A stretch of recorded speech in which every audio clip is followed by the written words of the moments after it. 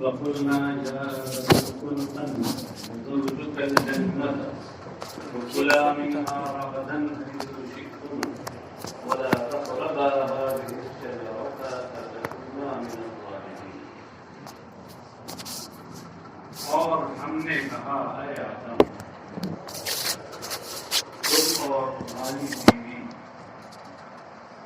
جنت میں رہو وَأَنْتَ وَزَوْجُكَ الْجَنَّةَ وَكُلَا مِنْهَا رَغَدًا اور اس میں سے بے روک ٹوک کھاؤ، کشادگی کے ساتھ بے روک ٹوک کھاؤ، حیث شئتما جہاں سے تم چاہو، وَلَا تَقْرَبَا هَٰذِهِ الشَّجَرَةَ اس خاص درخت کے پاس کے قریب بھی نہ ہونا. کھانا تو دوسری بات ہے، استعمال کرنا قریب بھی نہ ہونا. فَتَكُونَا مِنَ الظَّالِمِينَ کہ تم ظالموں میں سے ہو جاؤ گے. یہاں دیکھیے اسکن انت وزوجک، اس میں کیا ہے؟ زوجکا کا عطف اسکن میں جو ضمیر انت ہے اس کے اندر جو ضمیر مقدر ہے اسی پہ زوجکا کا عطف ہے، مگر ایک انت اور آ گیا سامنے. کیوں؟ اسی کو مفسر بتا رہے ہیں تاکید للضمیر المستتر لیعطف علیہ. یہ اسکن میں جو ضمیر مستتر ہے اس کی تاکید ہے لیعطف علیہ، اور یہ اس لیے لائی گئی ہے تاکہ اس کا اس پر عطف کیا جائے. اس کا زوجکا کا عطف اور اسکن میں جو انت ضمیر ہے اس پر عطف کیا جائے. ان کی پوری بات سمجھنے کے لیے آپ نحو کا وہ قاعدہ دوہرا لیجیے. نحوی حضرات کہتے ہیں کہ ضمیر مرفوع متصل پر کسی اسم کا عطف اس وقت تک جائز نہیں جب تک اس کی تاثیر ضمیر متصل کے ساتھ بتائی جائے.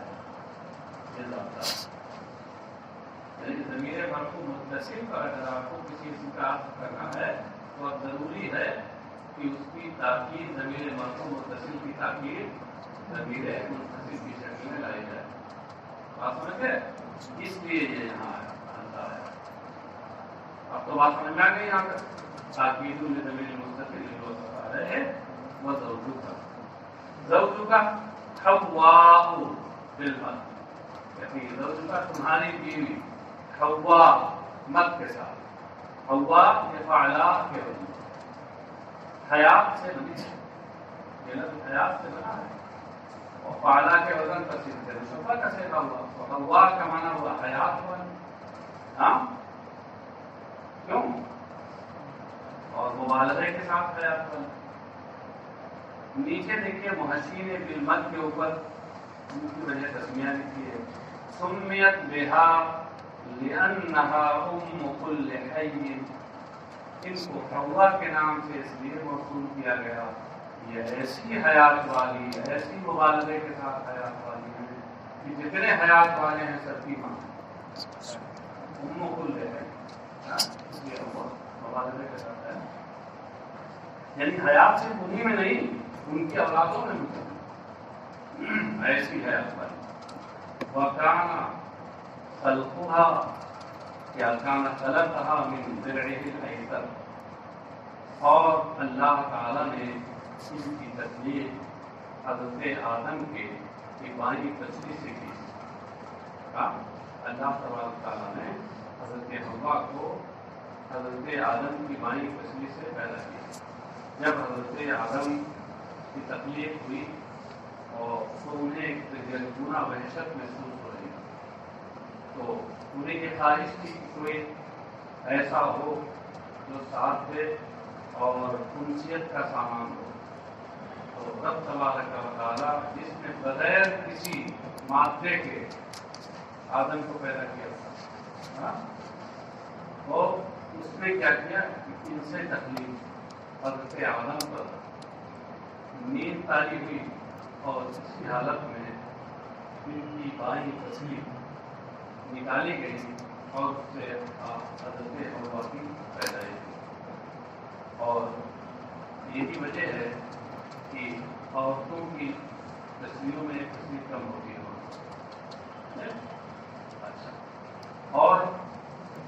نے پڑھا ہوگا باب طلاق کی حدیثوں میں کہ یہ عورتیں بائیں پسلی سے پیدا ہوئی سب سے ٹیڑھی ہوتی اوپر والی ہے ٹیڑھی والی پسلی اس سے پیدا ہوئی ہے تو ان کی فطرت میں کجی ہے. اس لیے اگر اس کجی کو رکھتے ہوئے برداشت کر لو تو ٹھیک ہے, اور اگر اس کجی کو تم درست کرنا چاہو گے کہ ہم ایک دم سیدھی کر دیں تو کسر ہوا خراب ہوگا, ٹوٹ جائے گی. اگر فرمایا ٹوٹنا یہ ہے کہ طلاق کی تم بتائیں الجنت, تو تم اور تمہاری بیوی حوا جنت میں رہیں. وَكُلَا مِنْهَا رَغَدًا, کُلَا مِنْهَا رَغَدًا کے بعد رغدن سے پہلے عقلن نکالا اور رغدن کے بعد واسین کا حضرت بھی نکالا. اس میں کیا کہنا چاہتے ہیں؟ یہ بتانا چاہتے ہیں کہ رغدن یہاں کُلا کا مفعول مطلق ہے مگر براہ راست نہیں, بلکہ یہ صفت ہے جس کا موصوف مقدر ہے عقلن. عقلن موصوف اور یہ رغدن صفت موصوف صفت سے مل کر سب کُلا کا مفعول مطلق نوعی ہے نا. لوگ پڑھتے دیکھنے نوعی نہیں ان کے طرح سے پتا ہے کیا مفعول مطلق نوعی دو طرح کا ہوتا ہے. ایک نوعی استعلا چہرے کے ساتھ ہوتا ہے, جیسے جلس دل سے میں ایک خاص طریقے سے بیٹھا, خاص ہے خاص اسٹائل میں بیٹھا جلس دل سے. اور مفعول مطلق نوعی بھی اضافت کے ساتھ ہوتا ہے, جیسے جلس تو جلوسل قاری جلسل قاری بھی کر سکتے ہیں جلوسل قاری یہاں اضافت کے ساتھ.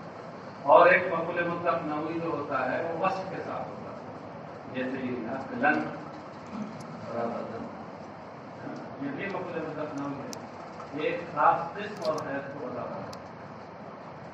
رغدن کے بعد واسعن پڑھایا, یہ رغدن کا لغوی معنی ہوتا ہے. رغدن کا معنی کیا ہے؟ واسع, مشاہدہ.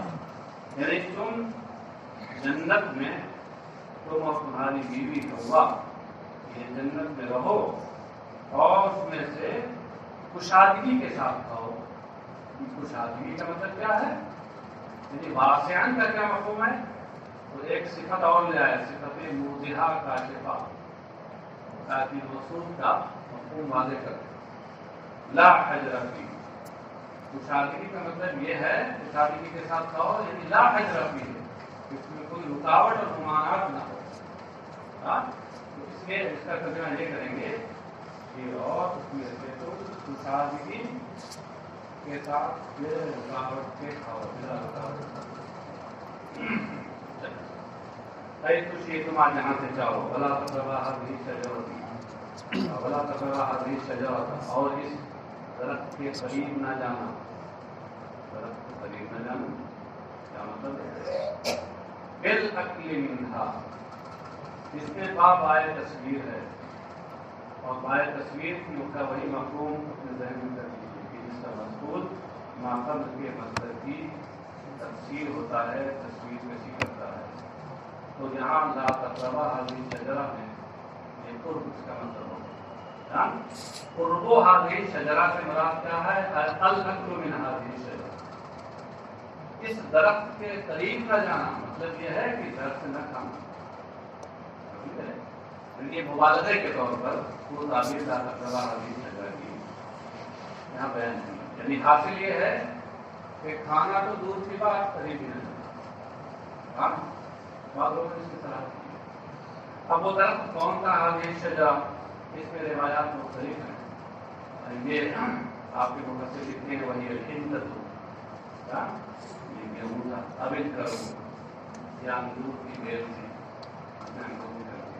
اور غیر ایمان یا ان کے علاوہ اور غیر ایمان کہہ کر کوئی بندی تفسیر کرنی نہیں تھی, اس لیے غیر ایمان کہہ کر کے لپیٹ دیا. تو معاشرے نے کہا کہ تھوڑا امیر شریک ہو جائے اس میں عین لہودی ابل ترجی ابل نقلتی ابل تین, ان کے علاوہ کیا تھا؟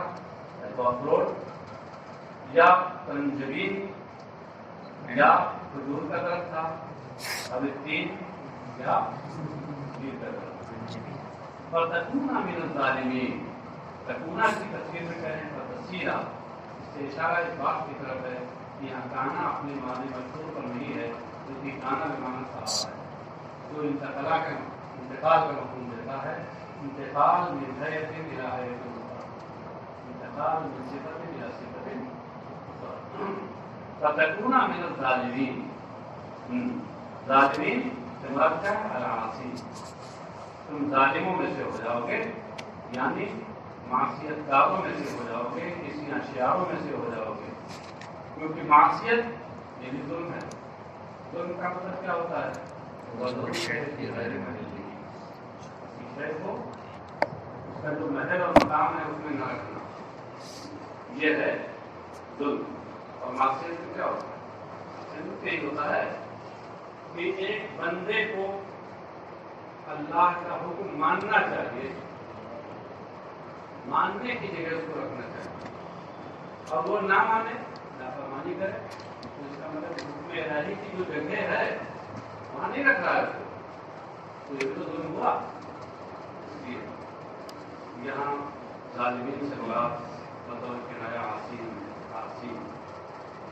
فَأَضَلَّهُمَ الشَّيْطَانُ عَنْهَا، تو الشیطان نے اس سے، جنت سے ان لوگوں کو نکال دیا. الشیطان کے بعد ابلیس کو اشارہ کیا کہ اسلام ایسے خارجی کا ہے. شیطان سے مراد اس کا فرد کامل ہے، محسوس کا، ارے کامل نہیں آپ مل سب سے بڑا کیوں مراد ہے. اضلہم الشیطان اضلہم، اضلہ کا معنی اضلہ، شیطان ان دونوں کو وہاں سے لے گیا، وہاں سے نکال دیا کا مطلب ہے نکالنے کا سبب. یہاں اسناد سبب کی طرف ہوئی، اسناد میں جا رہے ہیں. تو یہاں اضلہما کہتے ہیں وہ فی قراءۃ فاضلہما، اضلہما، اور ایک قراءت میں اضلہما، اضلہما کہتے ہیں دو قراءتیں ہیں. اضلہما اس کا معنی وہ اضلہما، اور دوسری قراءت میں اضلہما تو اس کا معنی نحاہما. اضل یزید ازالۃ، اس کا معنی نحا ینحی، بعد البعد، نحاہ یعنی انہیں اس سے جنت سے دور کر دیا. انہا کی تفسیر میں کہتے ہیں ای جنتی. اس تفسیر کا مقصد صرف اور صرف یہ ہے کہ ذریعے جنوں کا مزے گا، کہ ان سے دور کر دیا یا وہاں سے نکال دیا. وہ کیسے؟ بأن قال لهما هل أدلكما على شجرة الخلد وقاسمهما بالله إنه لهما لمن الناصحين. اس طور پر اس نے کیا کہ آدم و حوا سے اس نے کہا کہ کیا میں تمہیں ایسا درخت نہ بتا دوں، ایسے درخت کی رہنمائی نہ کر دوں جو دائمی درخت کھالو گے تو ہمیشہ زندہ کل بقائے دائم کا درخت. وقاسمہما باللہ، لوگوں نے کچھ تردد ہوا تو اس نے ان دونوں سے اللہ کی قسم کھا کر یہ کہا کہ انہ لہما لمن الناصحین، یقیناً ضرور وہ ان دونوں کے لیے ضرور کرتا ہوں. سے جب شک ہوا تو تاکید پر تاکید، تاکید پہ تاکید کی. انہ لا من الناصحین، اتنے لام لے برائے تاکید کے لیے استعمال کر لیا. ہاں گلا بھی تھا. تو یہ لوگ سادہ دل، جو اللہ والے ہوتے ہیں وہ سادہ دل ہوتے ہیں، وہ اپنی طرح سب کو سمجھتے ہیں کہ اللہ کی قسم کھا رہا ہے تاکید کے ساتھ. ایسا نہیں ہو سکتا کہ کوئی اللہ کا بندہ ہو اور اللہ کی قسم تاکید کے ساتھ ہے وہ جھوٹ بولے. اس لیے صحیح سے آپ فَأَكَلَ مِنْهَا، تو ان دونوں نے فَأَخْرَجَهُمَا مِمَّا كَانَ فِيهِ، تو اس نے ان دونوں کو اس سے نکال دیا جس میں یہ تھے. سب سے بڑھا رہے ہیں من النعیم، یہ بھی بیانیہ ہے. النعیم میں ماں کا آنا میں ماں کا بیان ہے. مطلب کیا ہے کہ پھر اس جنت کی آرام و آسائش سے ان دونوں کو باہر نکال دیا آپ نے، یعنی باہر نکالنے کا سبب بن گیا کہ جس آرام و آسائش میں تھے. وَقُلْنَا اهْبِطُوا بَعْضُكُمْ لِبَعْضٍ عَدُوٌّ، اور ہم نے ان سے کہا اهْبِطُوا، یعنی اهْبِطُوا إِلَى الْأَرْضِ، تم زمین کی طرف اتر جاؤ. آپ بتائیں آپ لوگ مطلب ہوتا ہے بلندی سے نشیب کی طرف آنا، بہت مطلب تم اتر جاؤ. سوال پیدا ہوا تھے تو دو ہی، تو یہ بتا ہونا چاہیے. یہ جمع کا سے رسم ہوا. مفسر کہتے ہیں اے انتما بمشتلتما تملتما علیہ من ذریتکم، یہ گھر سے دیکھنے میں بظاہر دو ہی تھے، مگر ان کی جو حضرت آدم کے پشت میں اور حضرت حوا کے شکم میں ان کے واسطے سے ان کی بے شمار ضروریت وہاں موجود. اس لیے اب بھی جمع نہیں ہوا تو جمع ہو گیا، تو پھر یہ بالکل کہنا چاہیے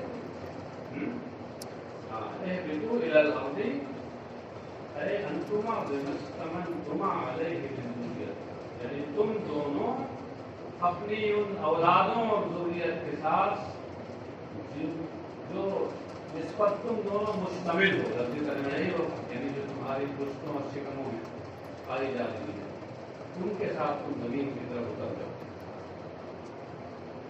بعضکم لبعض عدو، اس حال میں کہ تم میں کہ بعض کے دشمن ہوں گے.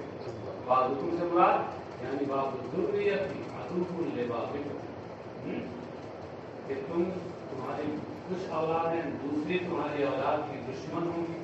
دشمن کا مطلب کیا ہے؟ من ظلم بعضهم بعضا، دشمنی سے مراد یہ ہے کہ ایک دوسرے پہ زبردستی کرے گی. یہ ہے عداوت.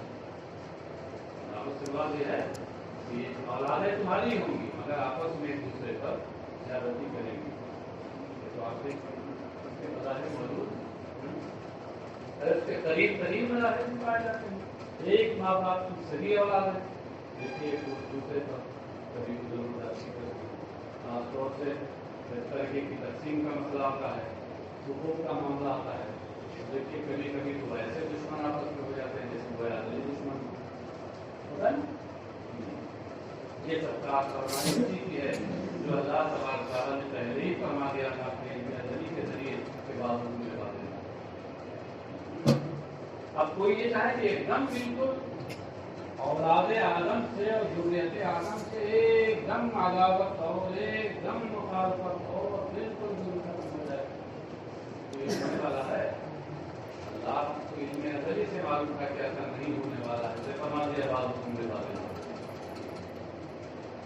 وَلَكُمْ فِي الْأَرْضِ مُسْتَقَرٌّ وَمَتَاعٌ إِلَىٰ حِينٍ، اور تمہارے لیے زمین میں ایک قرار گاہ ہے اور فائدہ اٹھانے برتنے کا سامان ہے. إِلَىٰ حِينٍ، ایک وقت تک، ایک خاص وقت. لَكُمْ فِي الْأَرْضِ مُسْتَقَرٌّ، مستقر کی تفسیر میں کہہ رہے ہیں موضع قرار. اس سے اشارہ کیا اس بات کی طرف کہ مستقر یہ اس میں ضبط کا صلہ ہے، اور اس میں ضبط برائے مکان ہے. ضبط کبھی ضبط زمان ہوتا ہے، کبھی مکان ہوتا ہے. اس لیے مستقر کا معنی ہوا موضع استقرار اور موضع قرار. یہ استقرار قرہ کے معنی میں استعمال، یہ مستقر استقرہ کے معنی قرہ سے اس میں ضبط برائے مکان ہے. یہ قرار جو رہا ہے نا، اس سے نہیں اشارہ کیا اس کی خاصیت کی طرف، ورنہ موضع سے کر کہہ سکتے ہیں. ومتاع بما تمتعون به یا تمتعون به من نباتها، اور تمہارے لیے اس سے اگنے والی وہ چیزیں ہیں جس سے تم فائدہ اٹھاؤ. نباتها میں فائدہ کا مطلب کیا ہے؟ تمہارے لیے زمین میں ٹھہرنے کی جگہ اور ساتھ ہی ساتھ اس سے اگنے والی چیزوں میں جو تمہارے لیے فائدے کی چیزیں ہوئی، اس سے تم فائدہ اٹھاؤ.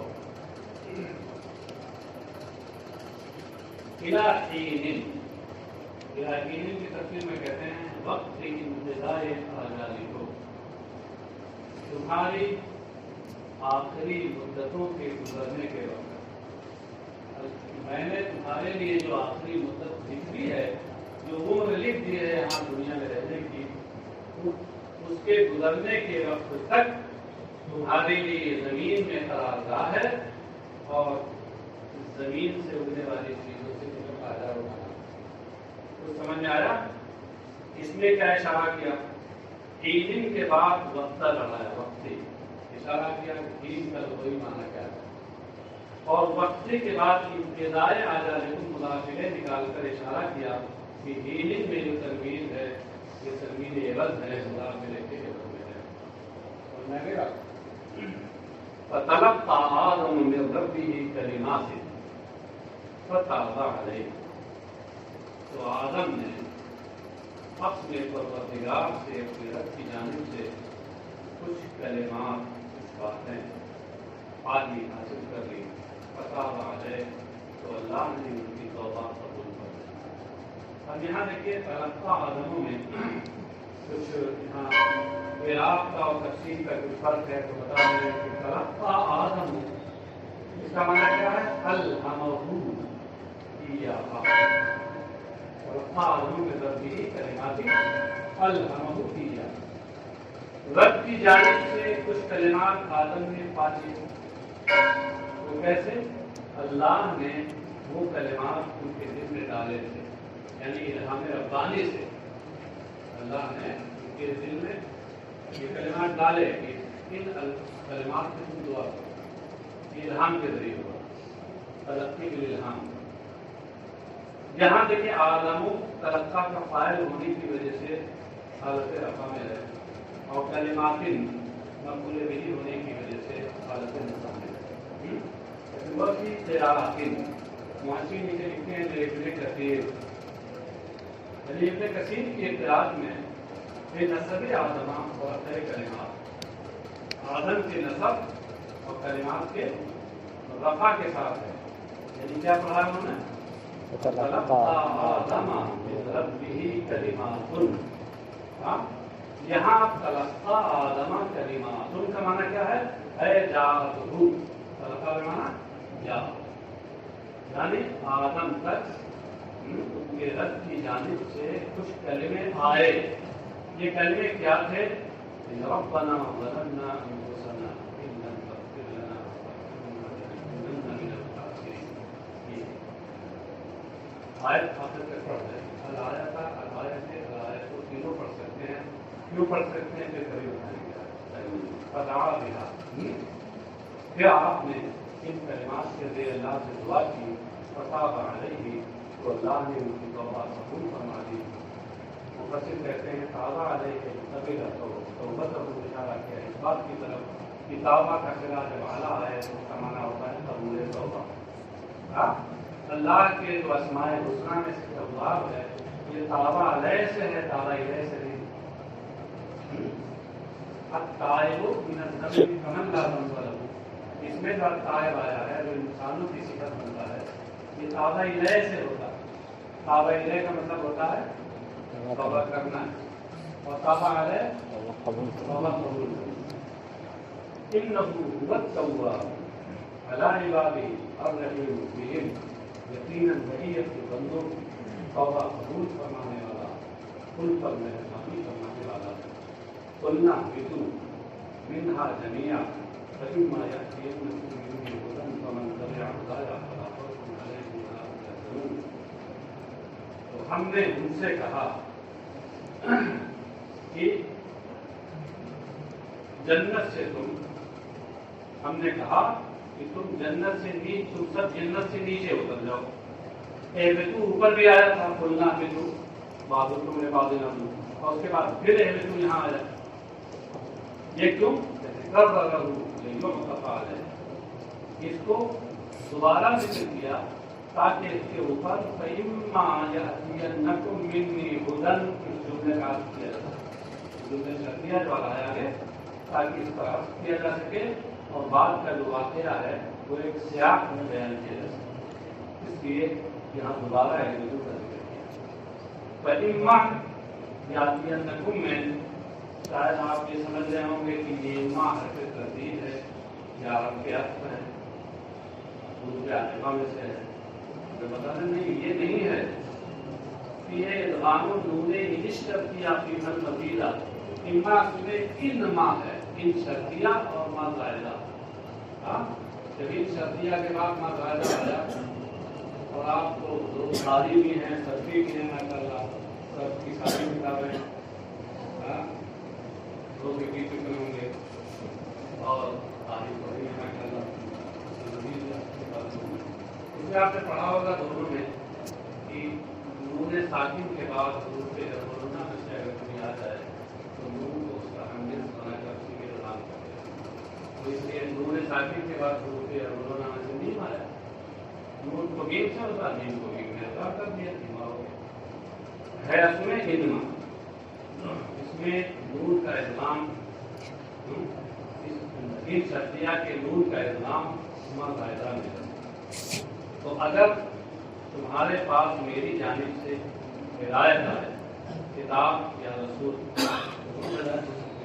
فمن تبع ہدایہ، تو جو میری ہدایت کی پیروی کرے. ہدایت کی پیروی کرنے سے مراد کیا؟